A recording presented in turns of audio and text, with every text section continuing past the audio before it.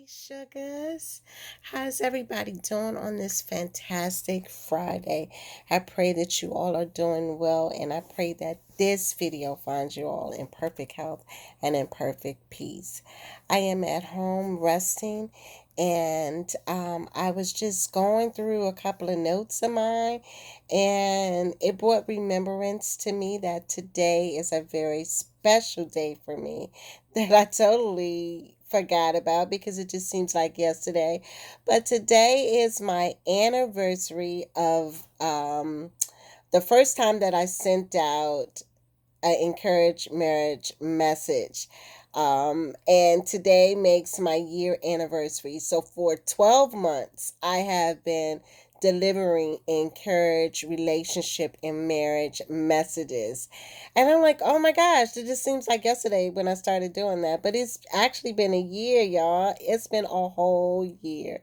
So with that said, I got an encourage message for you guys today. And that message is the real lack of marriage takes place in the heart, not in the church, not in your reception, the ballroom, none of that. That's not where marriage takes place at. True relationships requires compromise, but when you compromise too often, when you're living your life according to your mate's expectations, you kind of start feeling bitter and angry, depleted and frustrated against your mate, and that will cause you to be very unhappy. um, and you can lose the eye in playing the we game. I'm all down for compromising, and I do believe that in a relationship you should compromise, but you should not compromise to the point where you lose the boundaries and the direction that you're going into. So you got to be careful with compromising. Sometimes you could just compromise too much just to do whatever you feel that will make your spouse happy. But in reality, one person in a relationship is happy while the other one is sad. And that's not cool beans. The relationship, both people in the relationship should be happy. And, you know, as my experience in marriage and listening to stories that other marriage couples tell me, many married women, and I hate to say this, but many married women, they get married into hope, into changing the mate that they selected, unfortunately. And many married men get married to women and hope that they will never change. Um, but change is growth, you know? If you're not changing, then you're not growing. And you should never marry anyone or get in a relationship with anyone feeling or thinking that you can change the character of who they are. You have to learn to accept your mate for who they are. Give up the need to be Mr. and Mrs. Fix It. You know, we there's no need to fix our partners. Give up that need to fix your partners. Um, Relationships are not about fixing one another. Relationships are about loving, caring, supporting one another.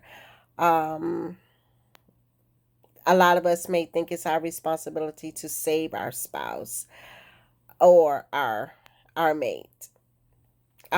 But in reality, that is not the case. We have to give up that need of we gotta fix our mates. Um,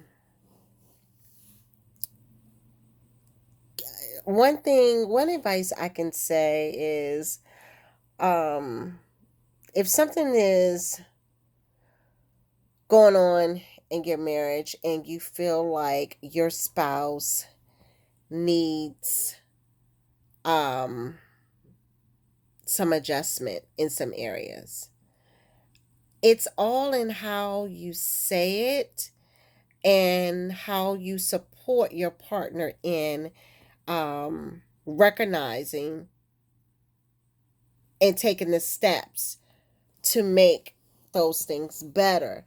And together as a partner, you work together in growing and improving um, each other, because there's always room for each of you, the husband and the wife, to have some things in your relationship that is broken, that needs to be fixed. It's not a one way thing. You can't say, oh, my wife needs fixing.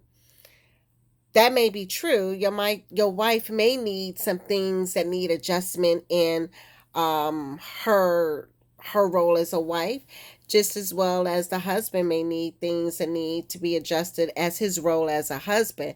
But together, if you work together and supporting each other to make it better, to work on solving the issue, you kind of come out with a better outcome. A better outcome. And again, it is all in how you approach your spouse. Um, and, getting those things to be completed. And that's where we got to give up criticism. There's a lot of criticism in every relationship. Um, And I'm going to speak for myself. We don't intentionally, just go at our spouses or partners and say we're going to criticize them. But that mouth of ours, I mean, it's just so quick. Sometimes we can say things and words hurt. Words hurt. And so we have to be careful in how we address things. My husband is not a fixer upper at all in the house. And sometimes I get so frustrated and upset when he's trying to fix it. He's trying to, to do what needs to be done. But when I start criticizing him on his effort, it kind of makes him feel belittled. If you understand what I'm saying, it kind of makes him feel belittled. Prime example, the way one of our light fixtures is in our house, it's in a wrong spot. It's like above 16 steps. I mean, you got to have like a tall ladder. It's just so crazy. And I can't change the light bulb, so he has to get the ladder to change the light bulbs, and then he's stretching and reaching, and by the time I don't know what he's doing. He done took the whole light fixture down.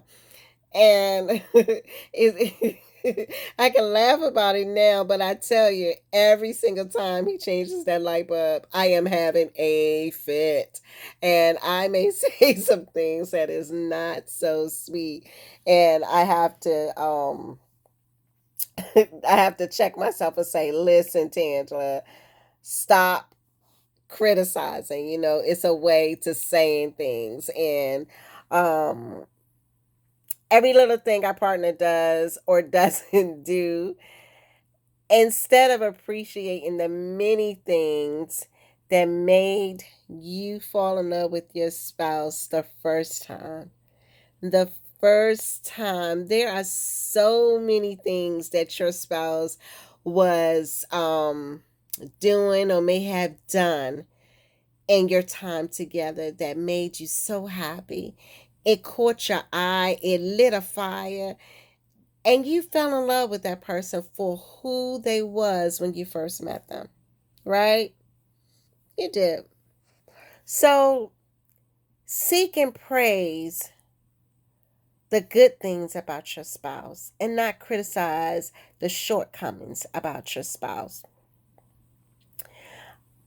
Keep in mind that you attract more bees with honey than you do with vinegar. You attract more bees with honey than you do with vinegar. Make your spouse feel appreciated, kings and queens. Appreciation goes a long way. Some of us women, we are so independent that we really don't need um, men to do much for us. And when we get a spouse, we attend to make that spouse feel like he's not needed. If you know how to change the oil in your car, or you know how to change the tire on your car, or whatever you used to do before you was married, and your husband puts out that reaching hand to help to fix it, don't you jump in being Wonder Woman saying, "Oh, I don't need you to do this for me. I can do it myself. I know how to do this." Da da da da da da. You doing it wrong. All of that is not necessary. I appreciate the things that your spouse does bring to the table. Stop focusing on the negative. Stop focusing on the shortcomings of your spouse. And start thinking about the things that drew you to your spouse from day one. That's what I want you guys to think about. Draw each other to one another very often. Um, Hard days of work, things that you're going through. And when your spouse comes home, or when you go home to your spouse, you want to be greeted with love. You want to be greeted with that affection of security. You don't want to be greeted with criticism or things that you're not doing right or things that have gone wrong. So, the message today is real marriage takes place in the heart. It doesn't take place where the church, where you got married at in the church, or where your reception was, or if you got married outside or what have you. Your marriage takes place in your heart. Start focusing on the love that you guys cherish, the love that you created together. Is the same love that's here today. Sometimes it's just hidden under nonsense and crazy stuff. Like we dust off our furniture in our house and clean it up and stain it and shine it. And it's like it's brand new. Do that for your marriage. Do that with your spouse.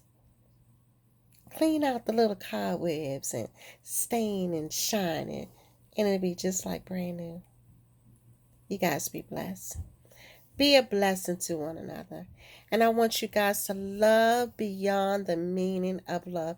There's nothing like having love. All right? Until next time, thank you for listening to another Encourage Marriage Message with Tangela. God bless you all. Bye-bye.